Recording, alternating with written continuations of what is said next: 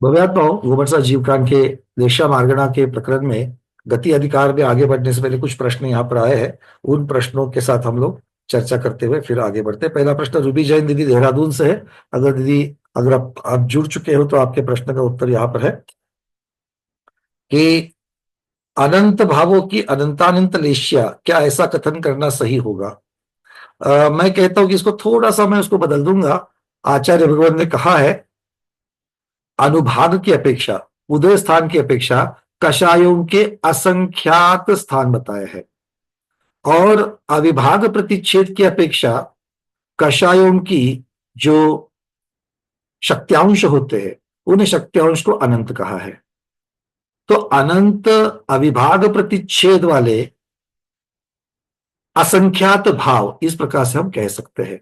क्योंकि भाव जब हम लोग कह रहे हैं, भावों को तो शक्त्यांश की अपेक्षा से आप अनंत कह सकते हो, किंतु उदय स्थान की अपेक्षा से असंख्यात माने गए हैं। इसको हमको यहां पर समझना है। ये दोनों चीजें अगर हम साथ में लेकर के चलेंगे तो फिर इसका कथन ठीक होगा। 12वें गुणस्थ, दूसरा प्रश्न है, 12वें गुणस्थानवर्ती जीव के कम से कम तथा अधिक से अधिक कितने प्रकार की लेश्या हो सकती है? देखिए, 8वें गुणस्थान के ऊपर शुक्ल लेश्या कही गई है, इसलिए 12वें 8वें गुणस्थान और उसके ऊपर के सभी गुणस्थानों में सिर्फ और सिर्फ शुक्ल लेश्या ही पाई जाती है। तीसरा प्रश्न आपने कहा है कि शरीर की साज सज्जा, देखभाल आदि चारित्र मोहनीय कर्म का प्रभाव है, तो घर में साफ सफाई को लेकर जो आकुलता होती है तो कौन सा कर्म या कौन से लेशा है? देखिए, घर को साफ सुथरा रखना, ये घर के प्रति जो हमारा राग भाव है, और सिर्फ घर के प्रति ही नहीं, हमारे स्वयं की एक छवि रहती है कि कोई मेहमान आएगा, कोई आएगा तो उसके सामने हमारा घर खराब ना दिखे। तो ये एक परिग्रह के प्रति, बाह्य चीजों के प्रति जो हमारा ममत्व भाव है, उन ममत्व भावों की अपेक्षा से ये हमारी आकुलता होती रहती है। अब ये आकुलता होना सरागी जीव के लिए, श्रावक जीव के लिए स्वाभाविक है। संसारी जीव की अपेक्षा से मैं स्वाभाविक कह रहा हूं, शुद्ध जीव की अपेक्षा से नहीं कह रहा हूं, किंतु ये स्वाभाविक है। अब ये होना पीतलेशा का कर्म हो जाएगा, क्योंकि इस प्रकार की गंदगी नहीं अच्छी रखना, घर को साफ सफाई सफाई रखना, इस प्रकार की, या फिर मान लीजिए कि शुद्धता, क्षेत्र को शुद्ध रखने की अपेक्षा से भी ये पीतलेशा के भाव है। अब ये कितने प्रकार से इसको आकुलित करते हैं। किसी किसी को ऐसे भी भाव होते हैं कि ये आर्त ध्यान उत्पन्न कराते हैं। अब साधारण आर्त ध्यान अगर उत्पन्न करा रहे हैं तो फिर मैं आपको कहूंगा कि ये कापुतलेशा में लेकर के जाएंगे। अगर किसी को ऐसी आदत लग जाती है कि सुबह कुछ साफ सफाई के काम किए है तो वापस दोपहर में करवाएंगे करवाएंगे, इस प्रकार की बात अगर हो जाएगी तो हम थोड़ा सा लोलुपता की अपेक्षा से हम नीललेशा की तरफ लेके जाएंगे। और अगर इसी के साथ में 2 दिन से काम वाली आई नहीं थी, छुट्टी मारी थी, आज आएगी तो उसको मैं सबक सिखाती हूं, इसलिए जो साफ सुथरा घर है उसको वापस निर्दयता से, उसको एडिशनल काम देने की अपेक्षा से अगर हम उसके पास से काम करवाते हैं, निर्दयता अगर उसमें आ जाती है तो ये कृष्ण रेशा तक हमको लेके जाएगी। तो एक ही चीज, उसके पीछे किस प्रकार के भाव होते हैं, वो शुभ से लेकर के अशुभ तक हमको पहुंचा सकती है। तो सिर्फ चारित्र मोहनीय कर्म की अपेक्षा से, क्योंकि हम स्वरागी है, ऐसी भावना होना, इसमें मैं कोई निषेध नहीं कर रहा हूं, ये तो गृहस्थ की अपेक्षा से होगा ही होगा। फिर वो घर साफ करने की बात हो या फिर शरीर साफ करने की बात हो, तो इन सब की अपेक्षा से आपको इसका विचार करना होगा। कुछ मेरे मेरे ख्याल से मेरे पहले भी शायद एक उदाहरण, एक संस्मरण आपके साथ शेयर किया होगा। 15-20 वर्ष के पहले की बात है। यहाँ पर एक मुनिराज अक्षय सागर जी महाराज विराजमान थे हमारे निगड़ी में, और वो सुबह 6 डाला सिखाते थे, 5:30 बजे कक्षा लगती थी, और बहुत ठंड के दिन थे। तो ठंड के दिन में 5:30 बजे जब निकलना, तो हमें घर से साधारणतः 4:45, 4:30, 4:45 बजे निकलना पड़ता था। तो इतने जल्दी, और तब तो अंधेरा होता था, तो ऐसे अंधेरे समय में घर में नहा करके चले जावे तो मन में आकुलता आती थी कि इतनी रात में अंधेरे में नहाना, अंधेरा मतलब लाइट भी अगर हो जाए तो भी अभी तक सूर्य प्रकाश नहीं, तो ऐसी जगह पर नहाना, क्या फिर जीवों की हिंसा अहिंसा, तब इतनी सोच अभी तक ठीक नहीं हुई थी, लेशा वगैरह चीजें नहीं समझती थी, बट मन में ये आकुलता आती थी कि भाई अंधेरे में स्नान करना चाहिए, अभी तक भोर नहीं हुई है, सूर्य प्रकाश नहीं आया है, सूर्योदय नहीं हुआ है, तो हम हिंसा होती है क्या, और दूसरा मंदिर जी में जाना है तो बिना नहाए मंदिर जी में कैसे जाए, स्वाध्याय में कैसे बैठे, इस प्रकार की आकुलता होती। तो एक दिन मुनिराज से हमने प्रश्न कर ही दिया, महाराज जी ये हमारी आकुलता होती है, हर रोज ये मन में विवंचना होती है, तो क्या करना चाहिए। तो मुनिराज ने एक 5 मिनट सोच करके हमको उत्तर दिया, देखो श्रावक हो, श्रावक की अपेक्षा से आपको रहना पड़ेगा। श्रावक के पद पर हो तो श्रावक की अपेक्षा से आपको क्रिया करनी पड़ेगी। मंदिर जी में आना है तो आपको जल स्नान के साथ ही मंदिर जी में आना है।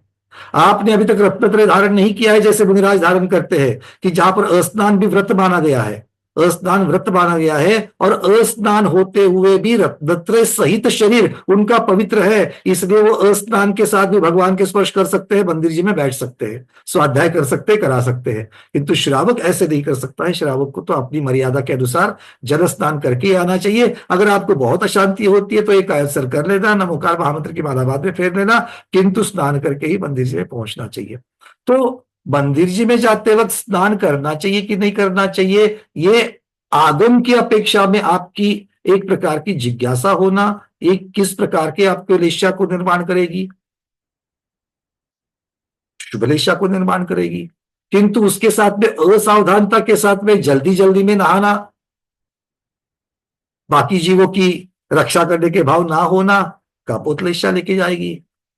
और शरीर को श्रृंगार करने के लिए अगर मैं दिन में 2 बार 3 बार नहाता हूं तो फिर वो विषय लोलुपता की अपेक्षा से नील लेशा हो जाएगी।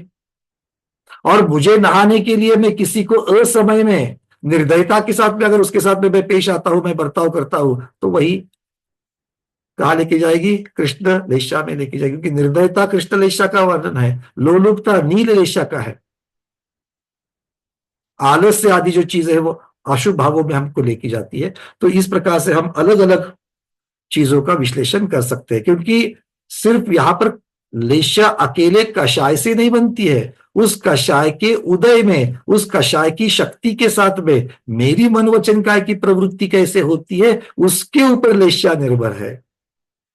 और इसीलिए वहां पर मन वचन काय की जो प्रवृत्ति है वो बहुत महत्वपूर्ण बात है, इसको हमें समझना चाहिए। फिर आपने एक प्रश्न और आगे पूछा है, क्या ये कहना सही होगा कि कषाय अधिक कर्म इज इक्वल टू लेशा। नहीं, मैं ऐसे नहीं कहूंगा। कषाय अधिक योग इज इक्वल टू लेशा। और लेशा जो है वो कर्म से, धवलाकार वीरसेन स्वामी स्वयं कहते हैं, जो जीव का जो या फिर आत्मा का कर्म के साथ जो संबंध कराती है वो लेशा है। मतलब लेशा कर्म आश्रव कर्म बंध का कारण मानी जाएगी, इसलिए लेशा कर्म नहीं है। और वैसे भी लेशा हमारे भाव है, क्योंकि प्रवृत्ति भी भाव है, कषाय भी भाव है। भाव लेशा की अपेक्षा से देखेंगे तब ये जीव के भाव है, और कर्म पुद्गल है, दोनों द्रव्य की अपेक्षा से भी अलग अलग है। फिर आपने लिखा लेशा शुभाशुभ भाव विशुद्धि, मतलब हम हमारे कर्मों के परिणाम स्वरूप जो भी फल प्राप्त हुआ वो लेशा है, और परिणाम को यथा स्वरूप शांत भाव से ग्रहण कर अपनी शांति में वृद्धि करने का पुरुषार्थ करना विशुद्धि है। इसको थोड़ा सा मैं और अलग करूंगा। अब तक की जो बातें मैंने कही है, कि कषाय का उदय स्थान कुछ भी हो, तीव्रतम हो, तीव्रतर हो, तीव्र हो, अशुभता वाले संक्लेश परिणाम वाला हो, फिर भी अगर मैं मनवचन काय की प्रवृत्ति को मंद रखता हूं, सावधानता पूर्वक अगर मैं उसको मंद रखता हूं, तो मेरी लेशा शुभ होगी।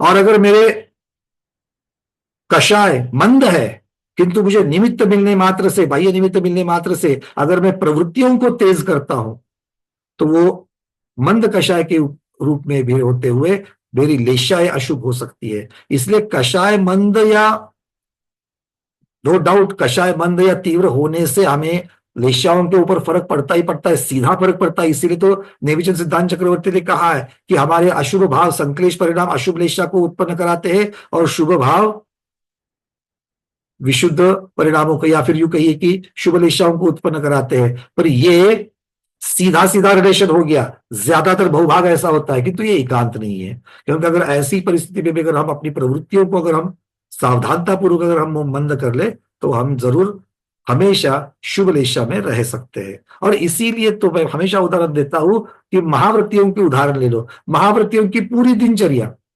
सूर्योदय से सूर्यास्त तक और सूर्यास्त से सूर्योदय तक वापस रात्रि वाले भी देखिए, उनको आगम में इस प्रकार के आवश्यक बताया है, इस प्रकार की चर्या उनको कहने के लिए कहा है कि वो पहले बांधे हुए कैसे भी कर्म उदय में क्यों ना आवे, किंतु उनकी प्रवृत्तियां, मन वचन काया की प्रवृत्तियां संयमी जीवन की अपेक्षा से वो हमेशा सावधान रहते हैं और हमेशा उनकी प्रवृत्तियां मंद रहती है, ताकि वो ज्यादा से ज्यादा शुभ लेशाओं में ही विचरण करते रहे। इस अपेक्षा से हमको समझना चाहिए। किंतु ये एकांत नहीं है, मुनियों की भी हमें अशुभ लेशा हुई देखने को मिलती है, पर वो ज्यादातर शुभ लेशा में रहने का प्रयास करते हैं, और शुभ लेशा में रहने का प्रयास ही पुरुषार्थ है, ये हमें समझना चाहिए। तो मैं मानता हूं कि रूबी दीदी, मैंने अपने बुद्धि के अनुसार आपके प्रश्नों का उत्तर देने का प्रयास किया है। अब चलते हैं मीना दीदी जबलपुर, मीना जैन दीदी। जो 8 आयुबंध के मध्यांश बने हैं, उनमें मध्यम कृष्ण से मध्यम नील और मध्यम नील से मध्यम पीत तक बताया है। उसमें जब संक्रमण होगा तो उत्कृष्ट नील भी बीच में आ जाएगा और जघन्य नील भी आएगा, उत्कृष्ट कापोद भी आएगा, फिर मध्यम कापोद भी आएगा।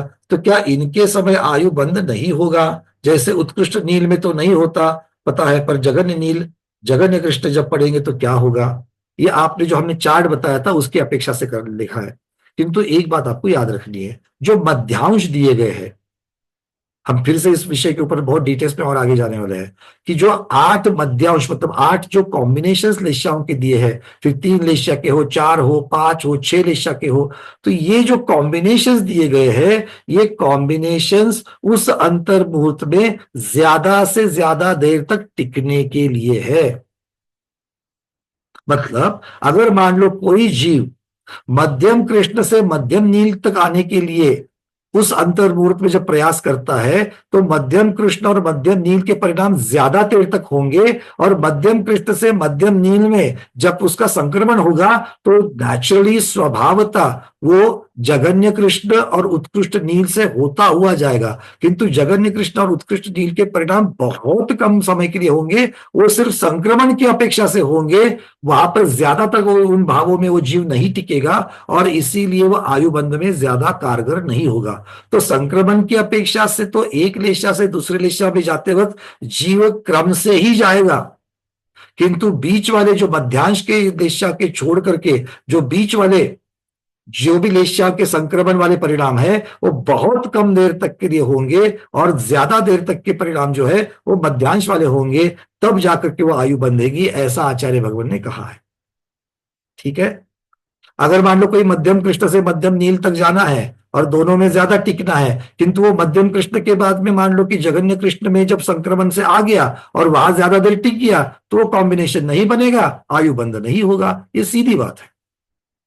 ठीक है। अगर ऐसा नहीं होता तो आचार्य भगवान मध्यांश में रेंज बता देते, और वो रेंज हमेशा एक दिशा से दूसरी दिशा तक होती, किंतु ऐसा नहीं है। अगर हम ऐसे कुछ मध्यांश को देखेंगे तो वो आप दिखेगा कि कृष्ण लेशा से नील लेशा में चला गया और फिर कृष्ण लेशा में आ गया। ऐसे भी कुछ मध्यांश है, मतलब परस्थान करके फिर स्वस्थान में आ गए। तो इस प्रकार से आपने जो लिखा है वो नहीं होगा, इसको इस तरीके से समझ लेंगे तो कंफ्यूजन नहीं होगा। बाकी सब लोगों को समझ में आ रही है बातें, प्रश्न वगैरह समझ में आ रहा है ना? अरे आया ना?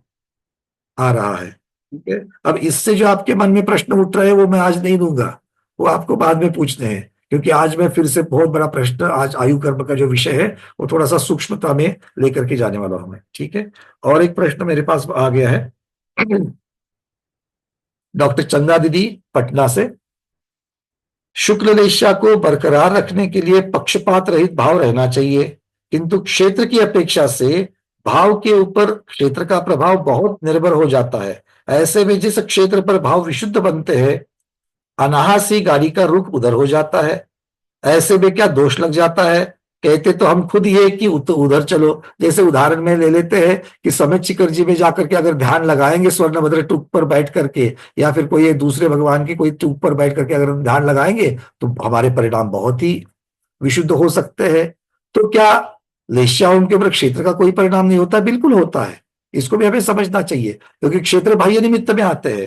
तो इसको पक्षपात रहित जो कहना है, तो क्षेत्र के प्रति पक्षपात रहित होने के लिए ये हमारा टारगेट है, किंतु हम है तो सरागी, और सरागी है तो हम पक्षपात तो करेंगे करेंगे, फिर शुभ राग के साथ करेंगे या फिर अशुभ राग के साथ करेंगे। प्रशस्त राग के साथ भी कर सकते हैं, अप्रशस्त राग के साथ भी पक्षपात कर सकते हैं। अप्रशस्त राग मतलब शरीर के प्रति, अपने शरीर के प्रति या अपने परिवार के प्रति जिस जिस प्रकार से पक्षपात करते हैं वो तो बात हो सकते हैं। और प्रशस्त राग में किसी एक गुरु के प्रति, किसी क्षेत्र के प्रति, किसी प्रतिभाजी के प्रति, किसी तीर्थंकर के प्रति, ये तो प्रशस्त राग भी इस प्रकार से होगा। क्यों? क्योंकि हम क्षायक्षमिक सम्यक दृष्टि है, उसमें चल और अगाध नाम की जो हमारे दोष है वो तो हमको लग ही रहे हैं। तो ऐसी परिस्थिति में ये रहना सरागी की अपेक्षा से स्वाभाविक है। तो इसीलिए, और आप बात तो कर रही हो कि गृहस्थ की अपेक्षा से, या फिर मान लो कि महाव्रती किंतु छठे गुण स्थानवर्ती की अपेक्षा से, तो ये पक्षपात रहित होना इतना ये नहीं है। किंतु पक्षपात रहित होने के भी कुछ स्टेजेस है। इसका मतलब है जघन्य शुक्ल लेशा से लेकर के उत्कृष्ट शुक्ल लेशा। और पक्षपात रहित जब हम हो रहे हैं शुक्ल लेशा में, तब ऑलरेडी हम पीत लेशा और पद्म लेशा के भावों से भी ऊपर उठ रहे हैं। इसको भी हमको याद रखना है, क्योंकि पक्षपात रहित होना, समता भाव रखना, ये तो पीत लेशा का कार्य बताया गया। और इसका मतलब है कि पीतलेशा का कार्य करते करते भाव जब और उत्कृष्ट हो जाएंगे तो परस्थान संक्रमण करके हम पद्मलेशा में आएंगे, और पद्मलेशा से भी संक्रमण करके हम लोग शुक्ल लेशा में आएंगे। पर शुक्ल लेशा में जब पक्षपात की जब बात कर रहे हो, पक्षपात रहित होने की जब बात कर रहे हो, तो शुक्ल लेशा में भी जघन्य शुक्ल लेशा है और फिर उत्कृष्ट शुक्ल लेशा है। मतलब केवली भगवान की भी तो शुक्ल लेशा है, 12वें गुणस्थानवर्ती छद्मस्त की भी शुक्ल लेशा है, 10वें गुणस्थानवर्ती सरागी की भी शुक्ल लेशा है, 8वें गुणस्थानवर्ती जो श्रेणी आरोहण कर हुए हैं उन महामनिराज की भी शुक्ल लेशा है, और छठे 7वें गुणस्थान वाले की भी शुक्ल लेशा है, अनुवृत्ति की भी शुक्ल लेशा है, और मिथ्या दृष्टि भी शुक्ल लेशा है। शुक्ल लेशा तो पहले गुणस्थान से लेकर के 13वें गुणस्थान तक है।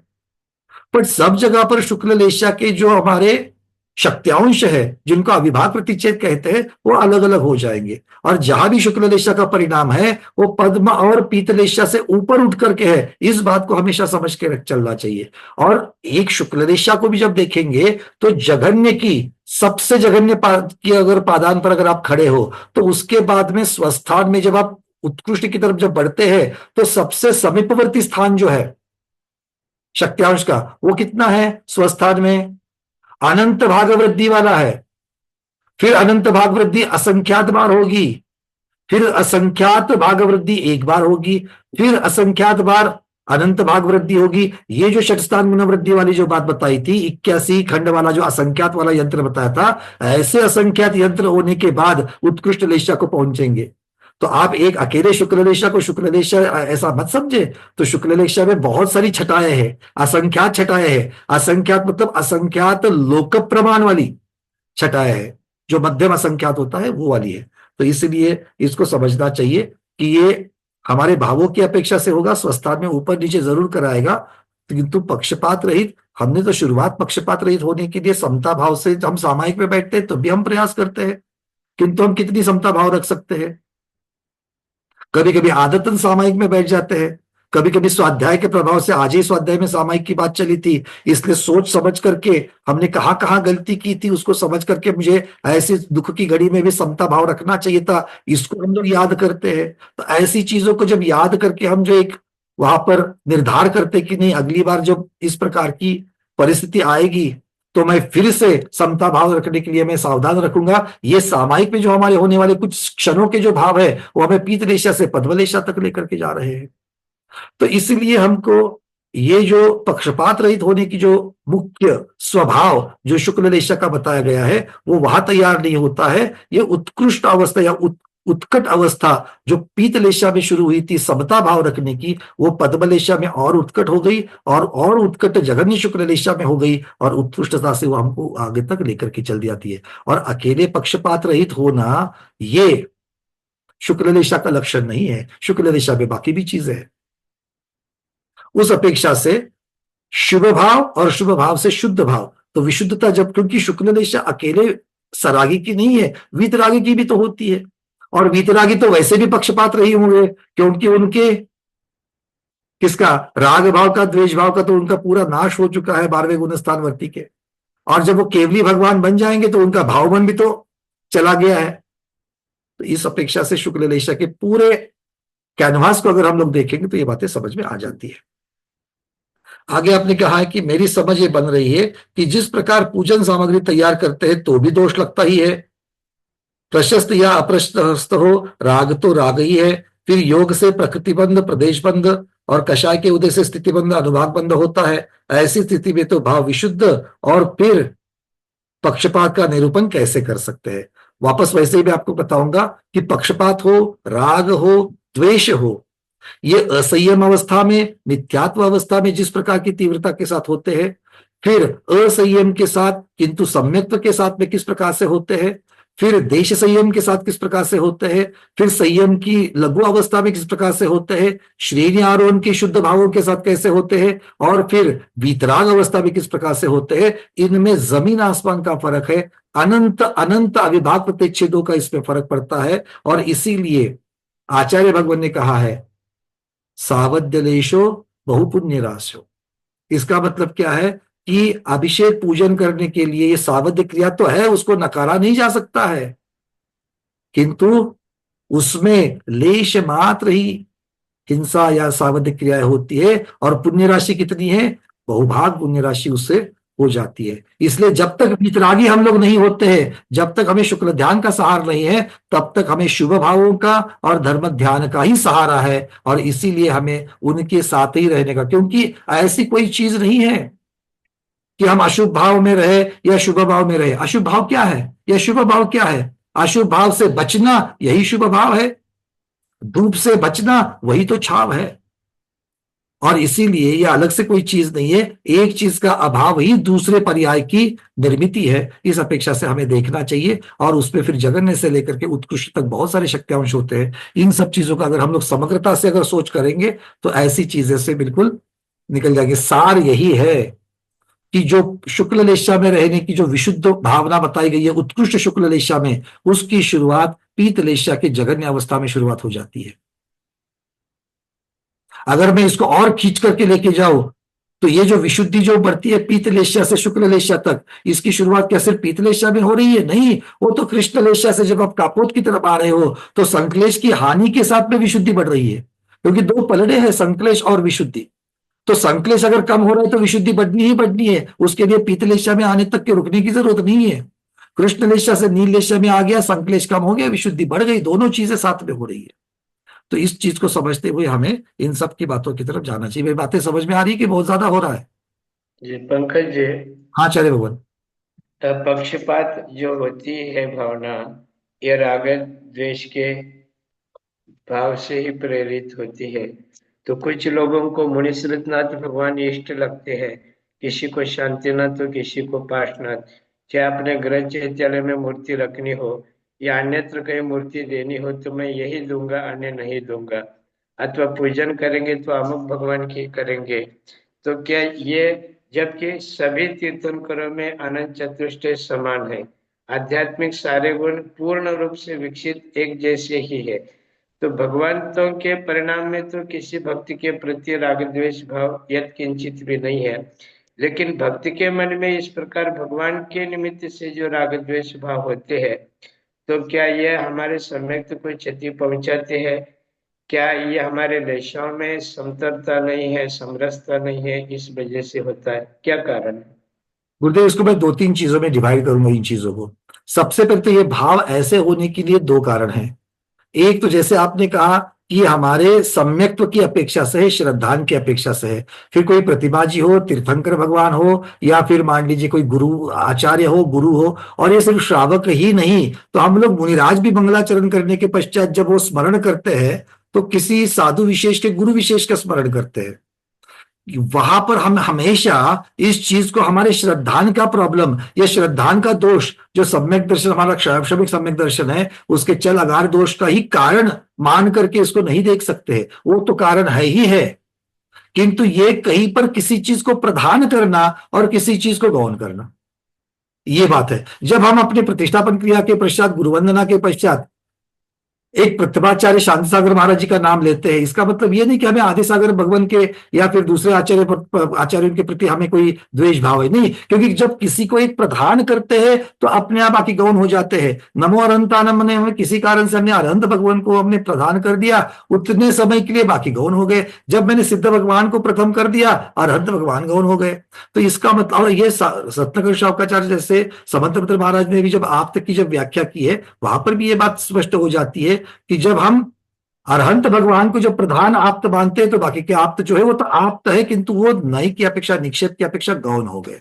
तो ये भी एक कारण है। हमेशा हमारे सम्यक दर्शन की त्रुटि ही हो ये जरूरी नहीं है। सम्यक दर्शन की त्रुटि जो क्षायब सम्यक दर्शन के दोष है, और दोष तो दोष ही है, इसीलिए वो एक दोष का कारण भी है जिसकी वजह से हमें इस प्रकार के भाव होते हैं। और दूसरा कारण प्रधान और गौण इस प्रकार की व्यवस्था की अपेक्षा से भी ये हो सकता है, ये दोनों की चीज है। और तीसरा, इनसे कैसी लेश्या बनती है, तब लेश्या के लिए कषाय जिम्मेदार है, क्योंकि पहला प्रकरण जो दोनों का हमने कहा वो तो बिल्कुल दर्शन मोहनीय कर्म की अपेक्षा से हुआ, और जब कषाय का प्रकरण आएगा चारित्र मोहनीय कर्म की अपेक्षा से लेश्या हो जाएगी।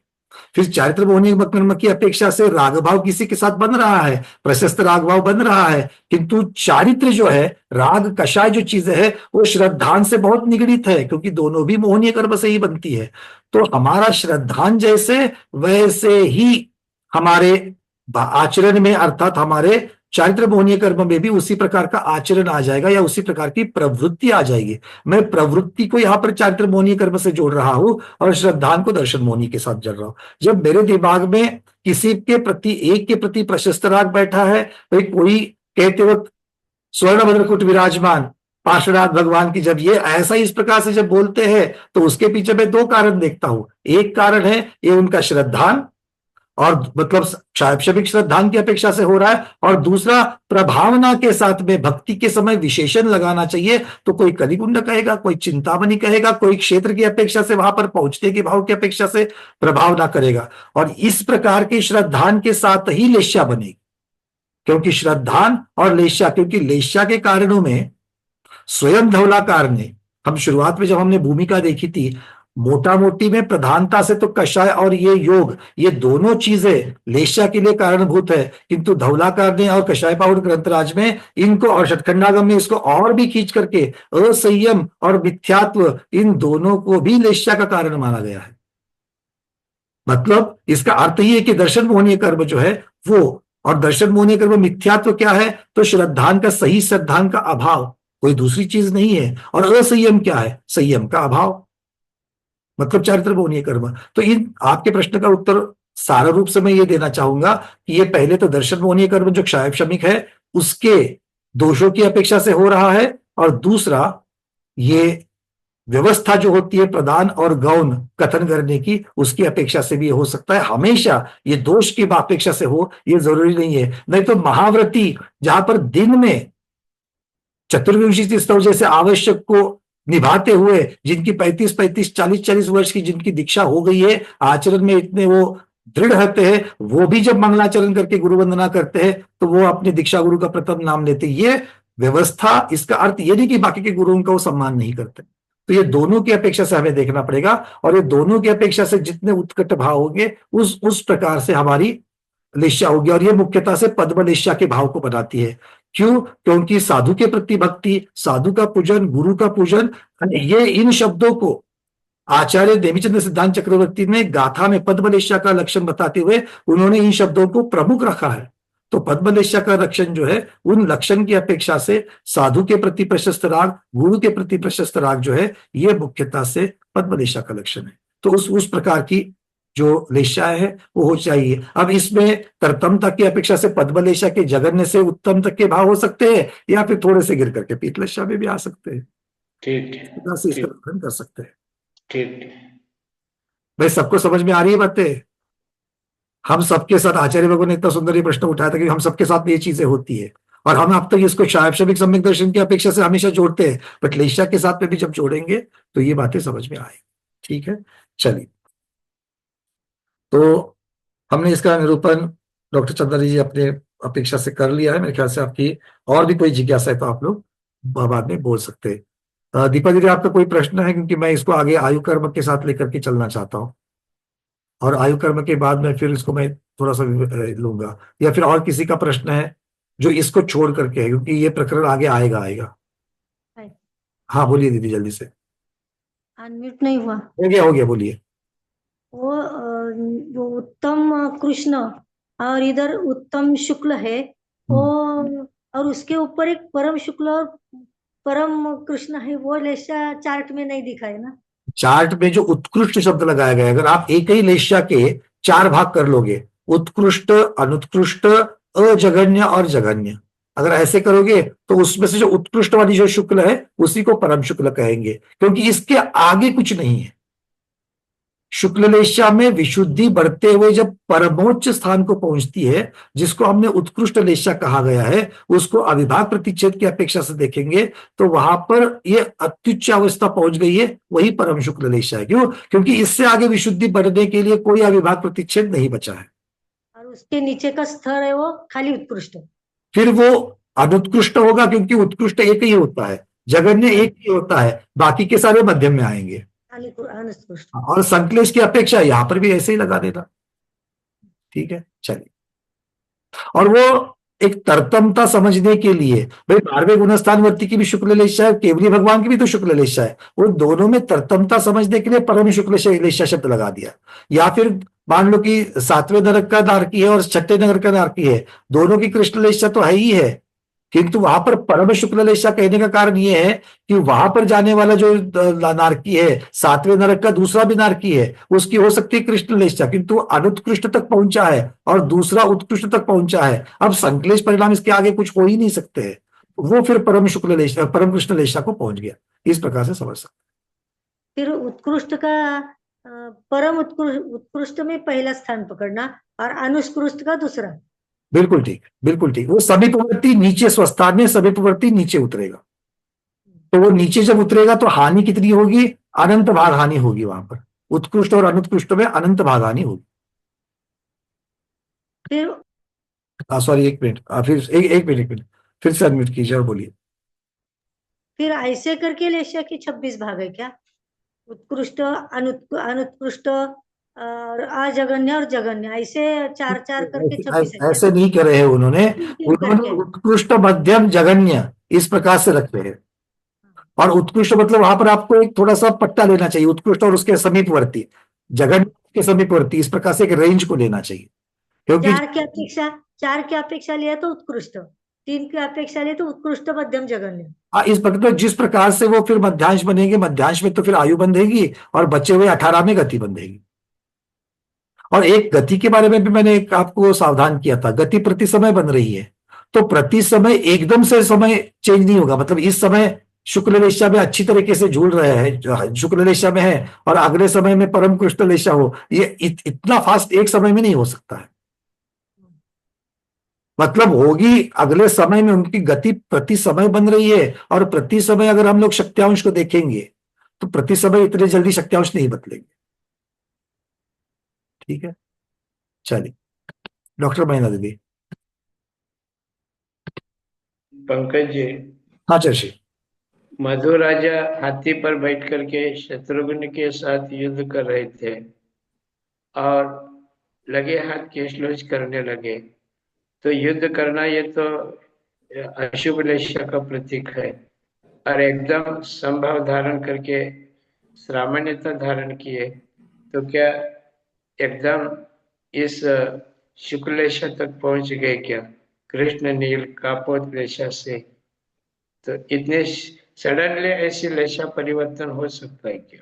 हाँ, अब गुरुदेव इसको थोड़ा सा आगम की परिप्रेक्ष्य में देखना पड़ेगा। जैसे आपने कहा कि रण में जब कोई वीर जाता है तो रण में वीर गति को प्राप्त हो जाओ, ये जो आचार्य भगवान ने कहा, ये कापोतलेशा का उदाहरण कहा है। रण में मरने की इच्छा होना, ये कापोतलेशा कहा है, किंतु वैराग्य भावना जो उसके साथ में मधुराजा को जो हो गई है, वो तो बिल्कुल शुभ लेशा है। तो संक्रमण तो हुआ है, और वो परस्थान संक्रमण हुआ है, मतलब अशुभ से शुभ में आ गए, किंतु ये एक समय में तो नहीं होता है। भले हम लिखते वक्त ऊपर की लाइन में मधुराजा, मतलब साहित्य में लिखते वक्त एक लाइन में लिख दिया कि भाई मधुराजा रण में गए हैं, और अगले लाइन में लिख दिया कि वो केश लोच कर रहे हैं। लिखते वक्त यहाँ पर एक एक लाइन का ही फर्क है, किंतु वहां पर होने के लिए अंतर्मूल जरूर होता है, क्योंकि इतना सारे भाव बदलने के लिए ये एक समय में होने वाला कार्य नहीं है। उतना जरूर, ये जरूरी भी नहीं कि आधा घंटा लगे, भाव बदलने के लिए देर नहीं लगती, बट अंतर्भूत जरूर है, क्योंकि वहां से निकल करके असंख्यात आवलियां बीच में गुजर जाती है एक एक भावों को समझकर वहां पर आने के लिए, क्योंकि वो सामने निमित्त भी उस प्रकार से होना होगा। क्योंकि वो जब घर से निकले तो कापतलेशा के साथ निकल रहे हैं रण में जाने के लिए, और जैसे जैसे अब रण में जाने के लिए हाथी भी जब चलता होगा और सामने दृश्य भी उनको ओझल होते हुए, ओझल दृश्य से जब क्लियर चीजें अगर उनको जब समझ में आ रही है, उनका मस्तिष्क में जब चिंतन चल रहा है, तो इन सबके लिए भी तो कुछ ना कुछ तो समय देना पड़ेगा, और ये समय जो है भावों को बदलने के लिए ये तो अंतर्मूर्त हो जाएगा, डेफिनेटली हो जाएगा। तो अगर हम सूक्ष्मता में जाकर के करणानियत की अपेक्षा से देखेंगे तो पक्का उसको असंख्यात समय, मतलब वहां पर अंतर्भूत लगा है इन भावों को अशुभ से शुभ में आने के लिए, किंतु प्रथमानियोग की अपेक्षा से वो दो लाइन में भी आ सकता है कि भाई बैठे बैठे वहां पर, क्योंकि वहां पर उनको ये दिखाना है कि रण में उनके वैराग्य के भाव हो गए, ये बताने के लिए प्रथमानियोग उस प्रकार से कथन कर सकता है। और कर्णानियोग अपनी अपेक्षा से, सिद्धांतों की अपेक्षा से वर्णन करके सूक्ष्मता में उसका वर्णन करेगा। जी ठीक। चलिए, मैंने अंतर्मूर्ति के और जगन्य अंतर्मूर्ति के और भी जगन्य अंतर्मूर्ति के अनेक भेद होने के कारण उतना जो अल्पकालिक अंतर्मूर्ति जो काल विशेष है वो अपने पकड़ के बाहर है। बिल्कुल बिल्कुल। और उसको भी इतना ही नहीं, तो जो षटस्थान पतित वृद्धि जो उन्होंने कही है, क्योंकि संक्लेश भाव को छोड़ करके कापुत से अगर यहाँ पर आना है, क्योंकि कापुत को संक्लेश कहा और शुभ भावों को फिर उन्होंने विशुद्धि कहा है, तो ये हानि से फिर विशुद्धि की जो वृद्धि हो रही है वो भी षटस्थान होगी, उसमें असंख्यात बार अनंत भाग वृद्धि होगी, फिर एक बार संख्यात भाग वृद्धि होगी, फिर उसके बाद असंख्यात बार अनंत भाग वृद्धि होगी, ऐसा असंख्यात बार होगा, फिर उसके बाद में जाकर के एक संख्यात भाग वृद्धि होगी। जो 81 कोटों का जो यंत्र बताया है उसके साथ ही क्रम से ही स्थानांतरण होगा, पर वो इतना फिर फास्ट होगा कि किसी को उसके लिए आधा घंटा लग सकता था, किसी को कुछ आवलियों में भी हो सकता है। ठीक ठीक। पर होगा तो उसी के थ्रू होगा, उसके बिना नहीं होगा। चलिए डॉक्टर बहना दीदी। नमस्ते गुरुदेव, वंदना भैया जी। नहीं, मेरा का इसी था, ये जो 81 कोष्ठ यंत्र है ना पूरा, तो ये जो एक स्वस्थान से परिस्थान में जा रहा है या स्वस्थान के से आगे भी बढ़ रहा है, तो उस सब में 81 कोटों का यंत्र इतने असंख्यात लोक प्रमाण हो करके आगे बढ़ रहा है। बिल्कुल, 81 कोटों का यंत्र असंख्यात लोक प्रमाणवार होगा, हो रहा है। तो इतने ये जो अपने 6 भी है, इसमें 5 की है देशियां जो मतलब आयु बंध की, तो इसमें ये सब असंख्यात लोक प्रमाण हो रहे हैं। बिल्कुल होंगे। तो फिर उसमें आयु बंध में जब कॉम्बिनेशन में आपको पीत और पद्म दोनों दिए हैं, तो ये संक्रमण पीत का स्वस्थान आएगा और परस्थान की अपेक्षा से पद्म भी आएगा, तो उसमें दोनों में होंगे। तो वो 81 कोष्ठों में अंदर एक वो अष्टांग भी आता है, तो वो अष्टांग भी आता है। तो मुझे ये पूछना था कि आप आगे बढ़ने से पहले मैं आपको सावधान कर दूं, यंत्र क्या बता रहा है? शक्त्यांश बता रहा है, अनुभाग की अपेक्षा से बता रहा है। दिशा बदल रही है, मतलब क्या बदल रहा है? कषाय के उदय स्थान बदल रहे हैं, भाव बदल रहे, मतलब क्या है? तो उस कषाय की जो शक्ति है संक्लेश की अपेक्षा या विशुद्धि की अपेक्षा वो बदल रही है। समय का प्रतिपादन उस यंत्र में नहीं है कि ये असंख्यात लोक प्रमाण होगा, बट कितनी देर में होगा। एक जीव को उसके लिए आधा घंटा लग सकता है, एक जीव को वही असंख्यात लोक प्रमाण 81 कोटों का यंत्र होने के लिए कुछ आवलियां भी लग सकती है। हाँ, तो की अपेक्षा झगड़ा हो रहा था, तो कृष्ण वेश्या ठंडा होने के लिए सामने वाला और बड़बड़ कर रहा है, सामने वाला और हाथ पांव हिला रहा है, तो आपका गुस्सा ठंडा होने के लिए कितना समय लगेगा? वहां पर भी तो 81 कोटों का यंत्र लगा करके वो गुस्सा ठंडा होने की प्रक्रिया होगी। और यही बात अगर मान लो कि आपको किसी की झगड़ा चल रहे थे, एकदम से सामने गुरु आ गए, दोनों झगड़ रहे थे बैठ करके मंच पर, और एकदम से गुरु की एंट्री हो गई, तो ऐसा तगड़ा हो गया कि दोनों झगड़े को छोड़ करके भक्ति में लग गए। अब वहां पर जैसे ही भक्ति में लग गए तो ठंडा होने की प्रक्रिया फास्ट हुई कि नहीं हुई? तो ठंडा होने की प्रक्रिया फास्ट हो गई, मतलब समय कम लगा, किंतु होगी तो 81 कोटों के यंत्र के द्वारा ही होगी, उसी प्रकार से क्रम से होगी। तो जो आयु बंध रही है अभी इसमें आयु बन रही है इनके अंदर, सब में पूरा अंतर्मुख के अंदर ये, और ये 81 कोठों के यंत्र का ये भी प्रोसेस सब बराबर चल रहा है, दोनों चल रही है, पैरेलल। दोनों साथ साथ चल रहा है। तो उसमें आयु कब बंधेगी कि ये कोई भी किसी भी समय किसी भी परिणाम में बन सकती है? मतलब अभी यही तो आचार्य भगवान आगे कहेंगे, ये गणित कहीं पर भी नहीं आया है कि ये मध्यांश का, ये अगर मान लो एक मध्यांश में 4 लेश्या का प्रकरण आया है, तो ये लेश्या कितनी देर तक होनी चाहिए, ये लेश्या कितनी देर तक होनी चाहिए, ये लेश्या कितनी देर तक होनी चाहिए, ये हमें गोमटसार जी में कहीं पर भी प्रकरण नहीं मिला।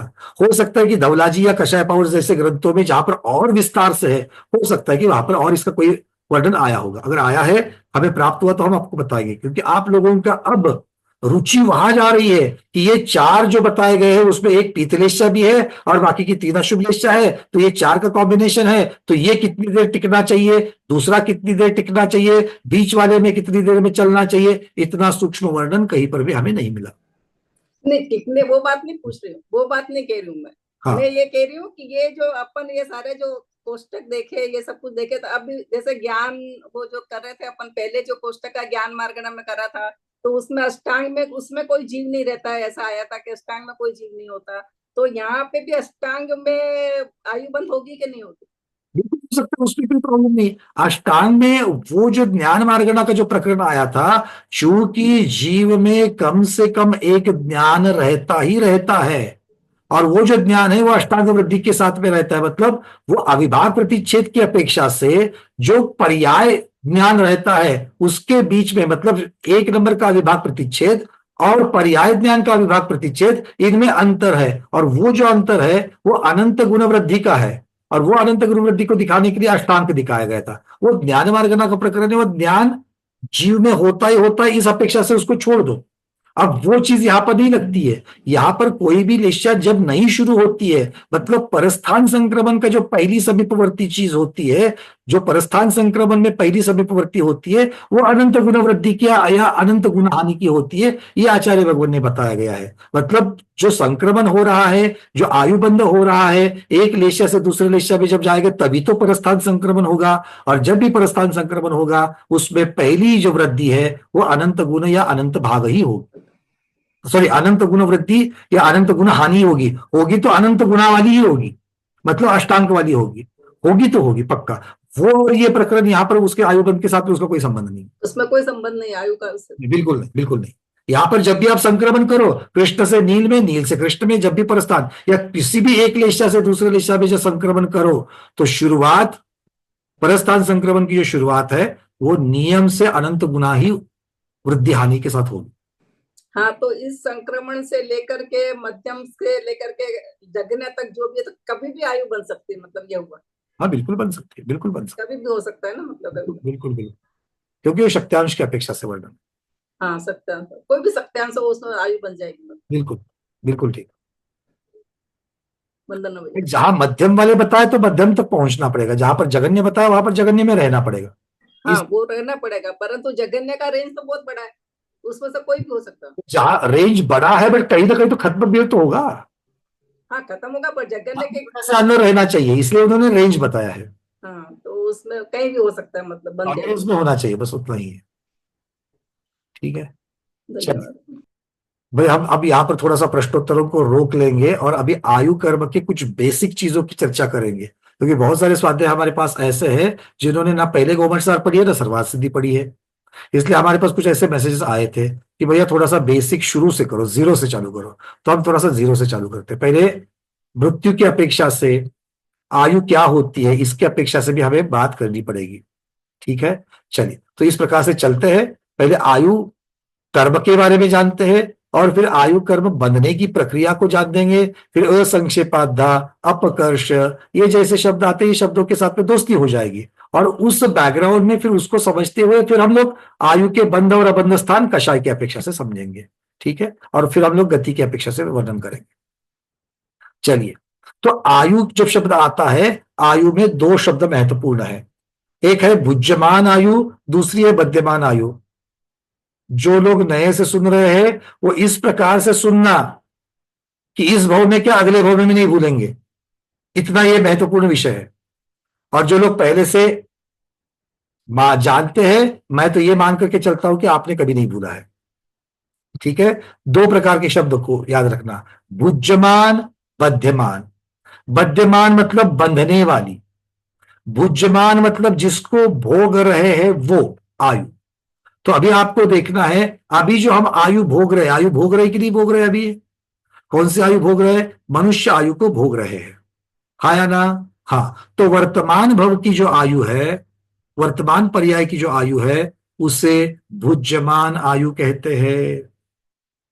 पक्का? भुज्यमान और भुजंग, इनमें कोई फर्क है, दोनों चीजें अलग है, भुजंग अलग होता है और भुज्यमान अलग होता है, तो जोड़ना मत, अरे भाई ये बताना पड़ता है, ठीक है ना, ऐसे ऐसे प्रश्न आ जाते हैं मेरे पास। तो भुज्यमान मतलब वर्तमान पर्याय की आयु, और बध्यमान मतलब बंधने वाली। तो हम बांधने, कौन सी आयु को बांधेंगे, वर्तमान की आयु को बांधेंगे या अगले भोग की आयु को बांधेंगे? वर्तमान की तो बंध चुकी थी, उसी को तो भोग रहे हैं, मतलब भोगेंगे किसको, जो पहले बांधी थी उसको भोगेंगे। तो वर्तमान की तो आयु बंध चुकी थी, कब बंध चुकी थी, पिछले भोग में बंधी थी, एक भोग पहले बंधती है, तो वो बध्यमान आयु अब भुज्यमान हो गई, और अब किसको बांधेंगे, अगली आयु को बांधेंगे। तो अगली आयु को कौन सी बांधेंगे, देव आयु को बांधेंगे। एक बार बोलो हाँ, अब बांधेंगे देव की आयु को, ठीक है।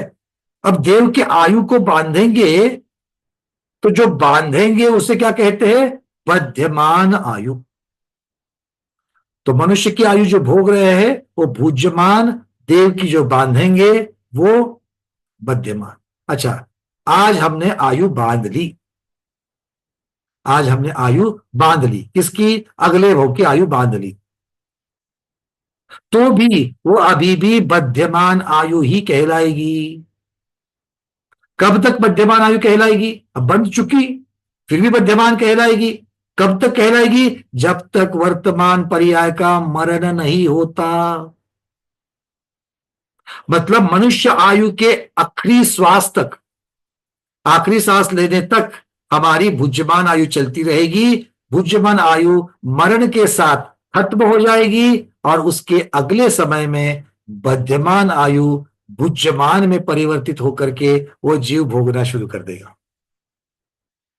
क्योंकि बीच में गैप नहीं होती कि भैया एक सिलेंडर खत्म हो गया है ना, घर में होता है ना, एक सिलेंडर खत्म हो गया, दूसरा आया नहीं है, बीच में स्टोव के ऊपर या दूसरे सेगड़ी के ऊपर काम चला लो। यहां पर ऐसा नहीं होता कि पहले की वर्तमान की भुज्यमान आयु खत्म हो गई, सिलेंडर खत्म हो गया, अगला वाला बांधा नहीं है, बुक नहीं किया अगला सिलेंडर, अगली आयु बांधी नहीं है, तो बीच में 4 दिन चला लेते हैं, कहां चलाओगे, ना इधर के ना उधर के, कहां जाओगे, नहीं ऐसा नहीं होता है। आयु के बारे में क्या है, पहला सिलेंडर खत्म होने से पहले दूसरा सिलेंडर ला करके घर में रख देते हैं, किंतु सिर्फ रख देते हैं, उपयोग में नहीं लाते।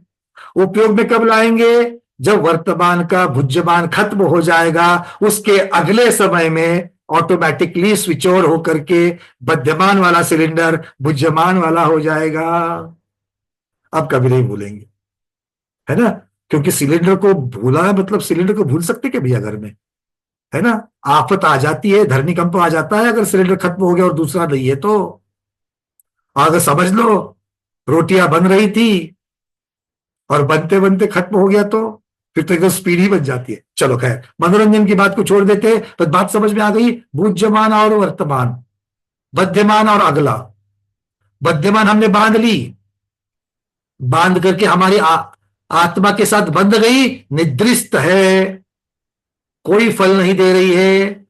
अभी मान लो मैंने देव की आयु बांध ली है, देव की आयु बांध करके मेरी आत्मा में उस आयु कर्म के परमाणु बंधे कि नहीं बंधे, है, और उसके साथ में पुराने आयु कर्म के मनुष्य आयु के भी परमाणु है कि नहीं है। उदय में कौन से आ रहे हैं, मनुष्य आयु के आ रहे हैं।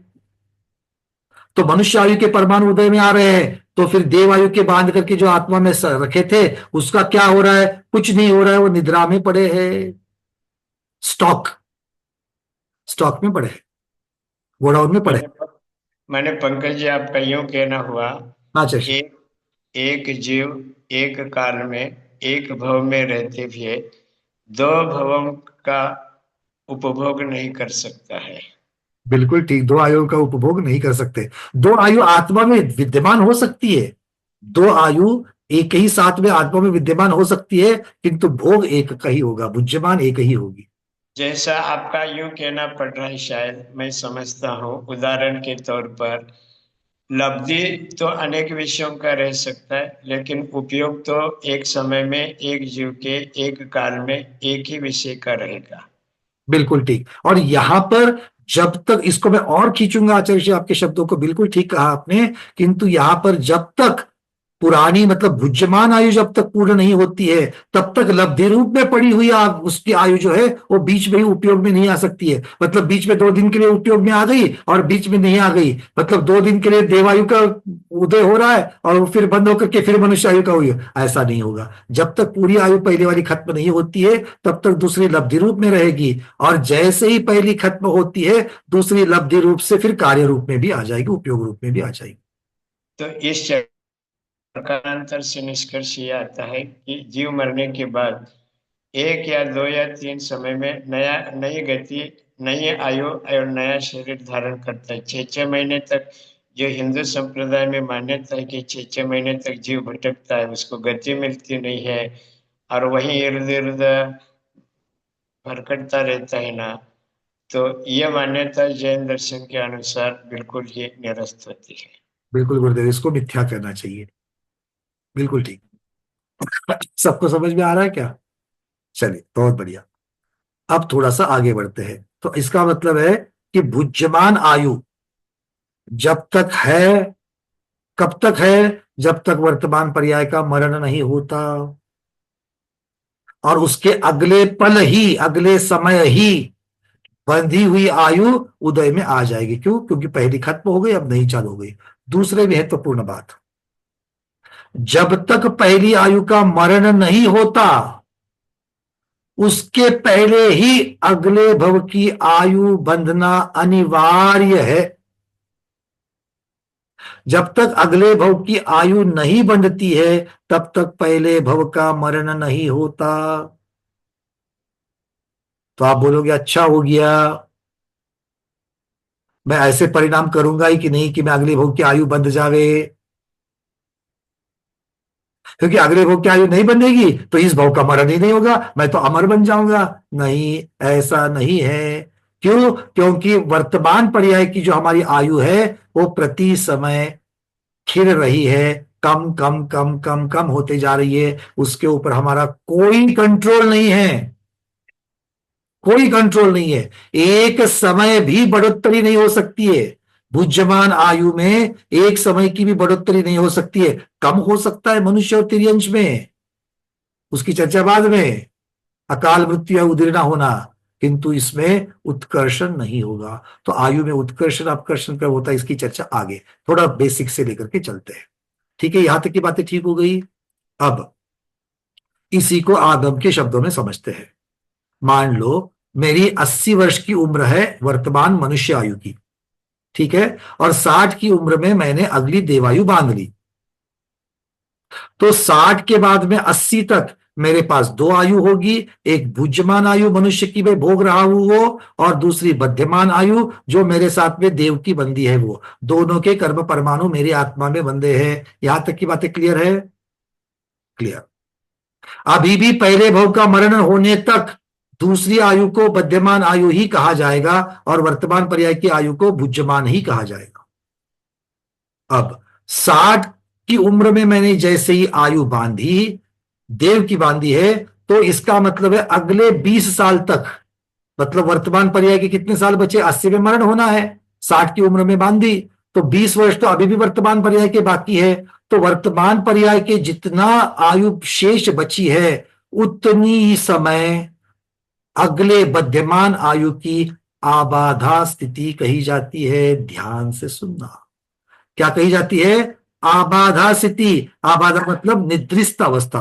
तब तक अगली आयु उदय में नहीं आएगी। ये बस कंसेप्ट आपको पहले से पता था, अब उसको आगम में क्या कहते ये बता रहा हूं। तो 60 की उम्र में, वर्तमान की 60 की उम्र में हमें अगली आयु बंधी, और 80 की उम्र में वर्तमान पर्याय का मरण होना है। तो 60 से आयु के लेकर के 80 की आयु तक देव आयु जो मध्यमान आयु है उसकी आबाधा स्थिति कही जाएगी।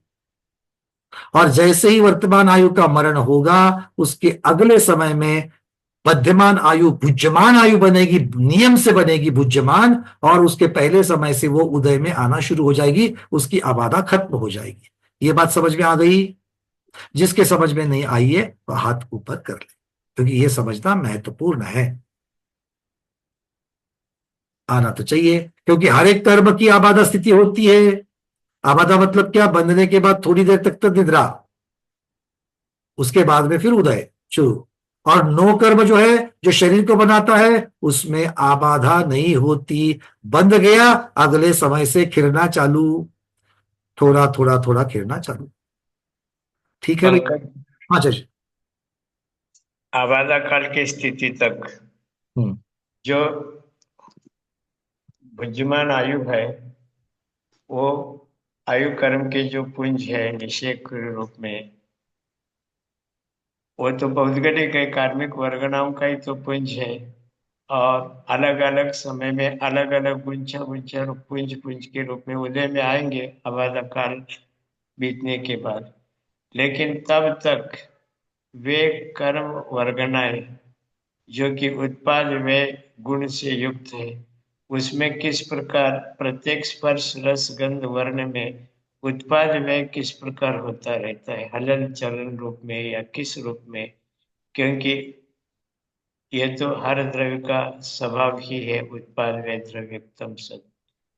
क्योंकि किसी ने देवायु का अथवा नरक आयु का बंध किया, लेकिन वह निश्चय का उदय में आने वाले हैं लाखों वर्षों के बाद। जैसे चतुर्थ काल में पूर्व कोटि वर्ष की आयु है, और उसने शुरू में 8 साल के बाद ही चुके हैं एक सर्वार सिद्धि की देव स्थिति बांध लिया मुनि अवस्था में, तो वे पुंज तब तक विद्यमान के रूप में रहेंगे।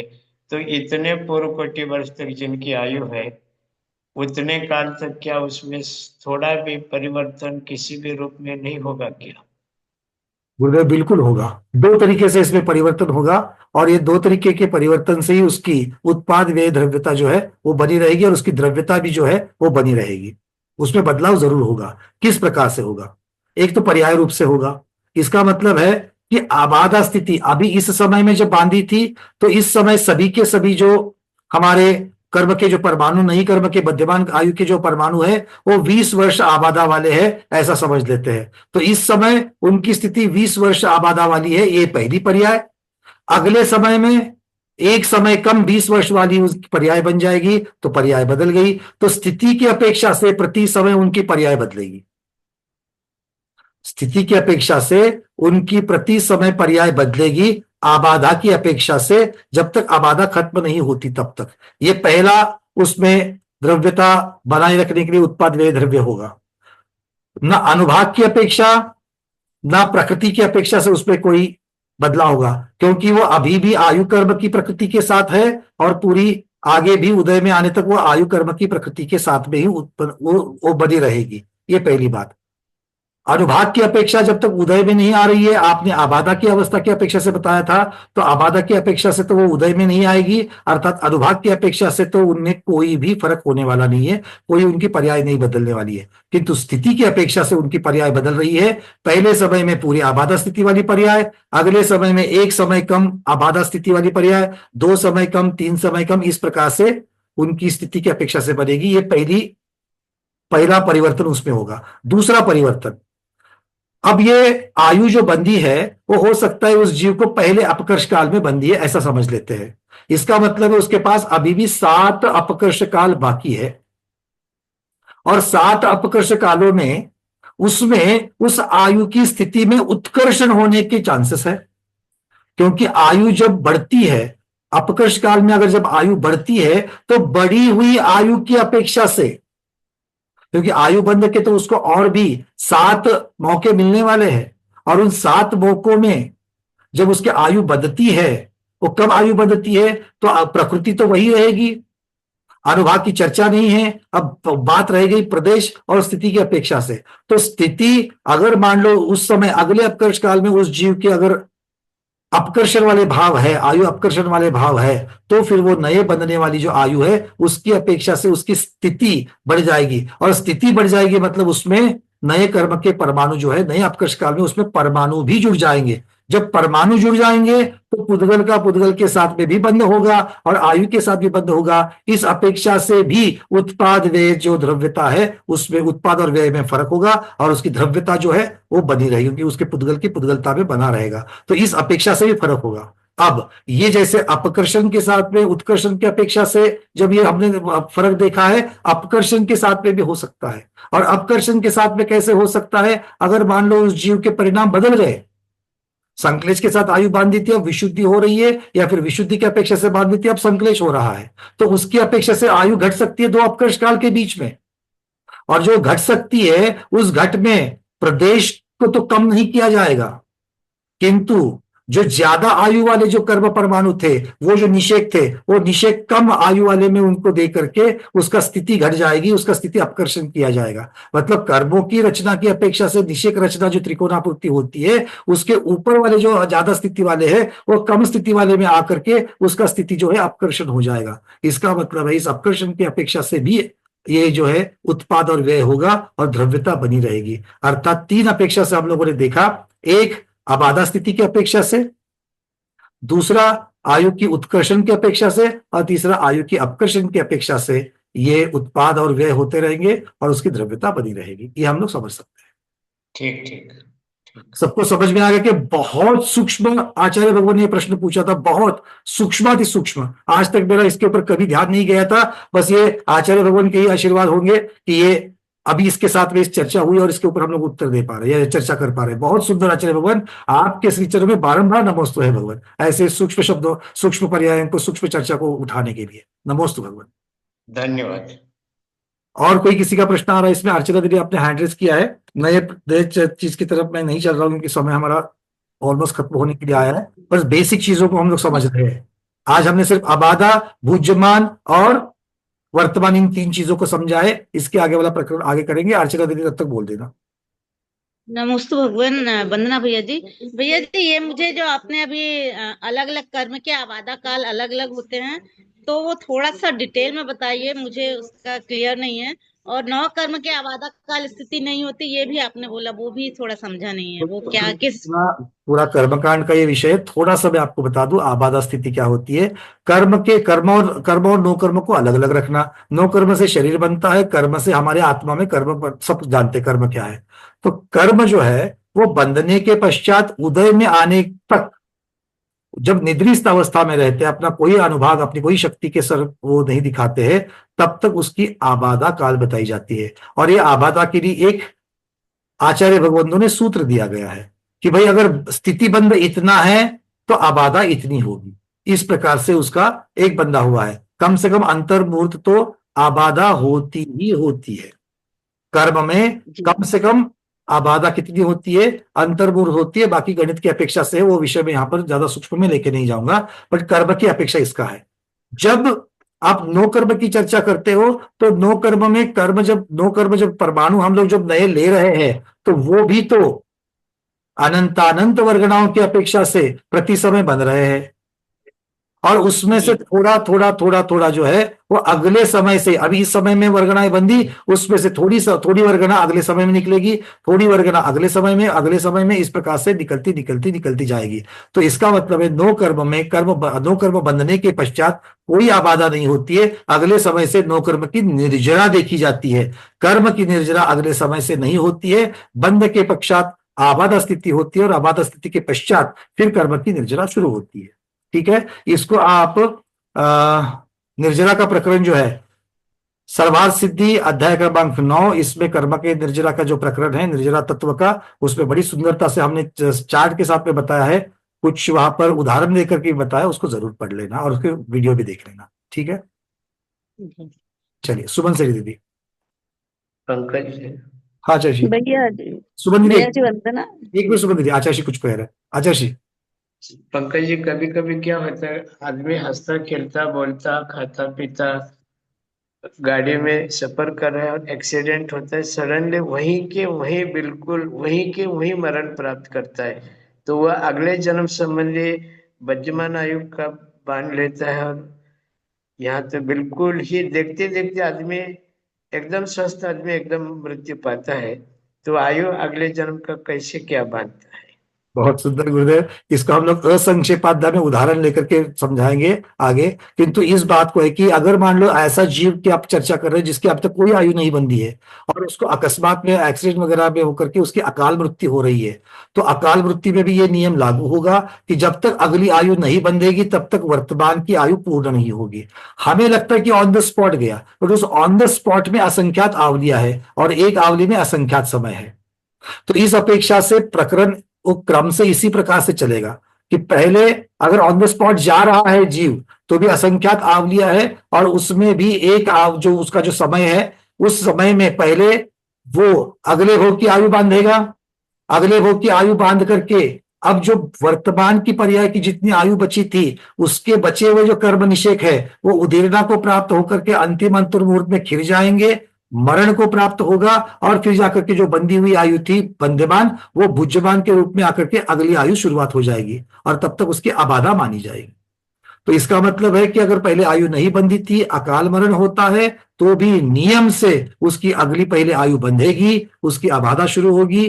फिर भुज्यमान आयु के बचे हुए जितने भी कर्म परमाणु है 20 साल के, 30 साल के, 80 साल के जितने भी बचे हुए, 100 साल के बचे हुए हैं, तो भी वो आयु के सारे परमाणु अंतर मुहूर्त भारत में वो निर्जरा को प्राप्त हो जाएंगे, पहले की वर्तमान की आयु पूर्ण कर देंगे, सारे निषेक उदय में आकर के खिल जाएंगे और फिर वो जीव आबादा पूर्ण करके मध्यमान की नई आयु को भोगना शुरू कर देगा और उसका मरण होकर के वो नए भोग के लिए प्रस्थान कर देगा।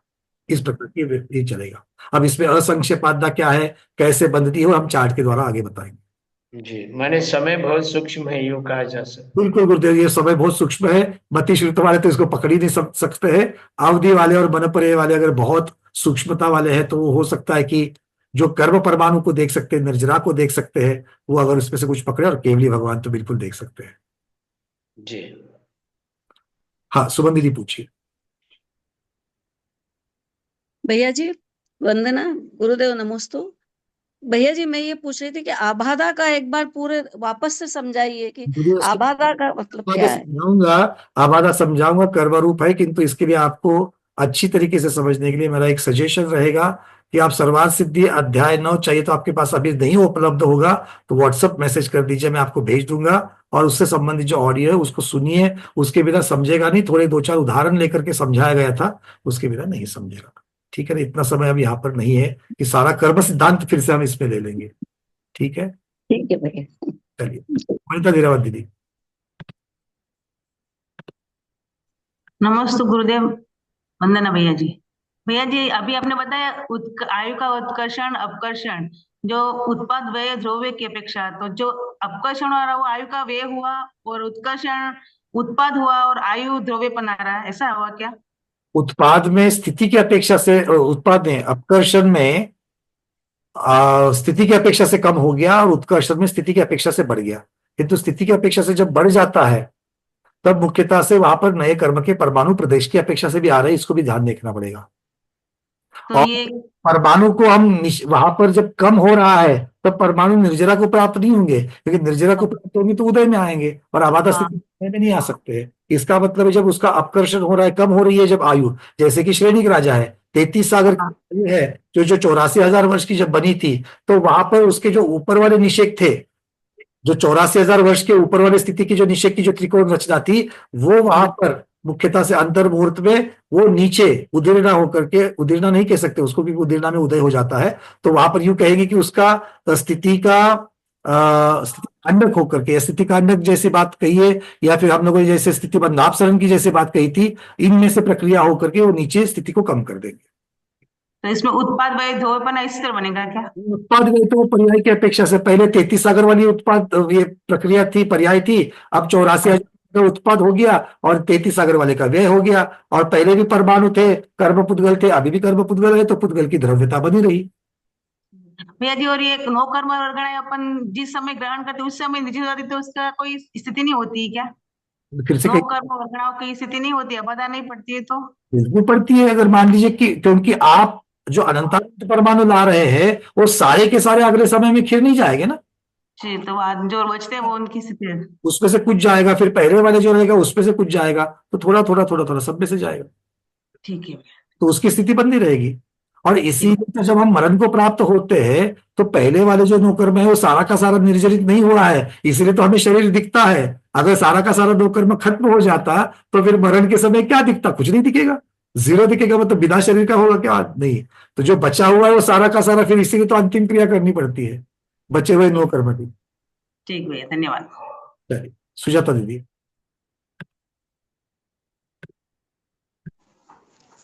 ते लहान मुलांच्या बाबतीत कसं आयुकर्म होतं? आप कोई तो विशेष प्रश्न पूछे, फिर मैं कहूंगा छोटे बच्चों के बारे में, मतलब क्या जानना चाहती हो आप?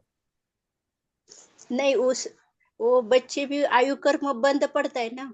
अरे सारे जीव को माता के गर्भ में आने से पहले से आयु कर्म शुरू हुआ है, विग्रह गति में ही शुरू हो नहीं, गया है। 50 साल के बाद आप अच्छा, नया आठ का जो है, नया आयुबंध की जो प्रक्रिया है वो चारों गति में अलग अलग है, भूभूमि में अलग है, कर्म भूमि में अलग है। कितने वर्ष समय के बाद होगी इसकी चर्चा हम लोग स्टेप बाय स्टेप करेंगे, अगले क्लास में आएगा वो।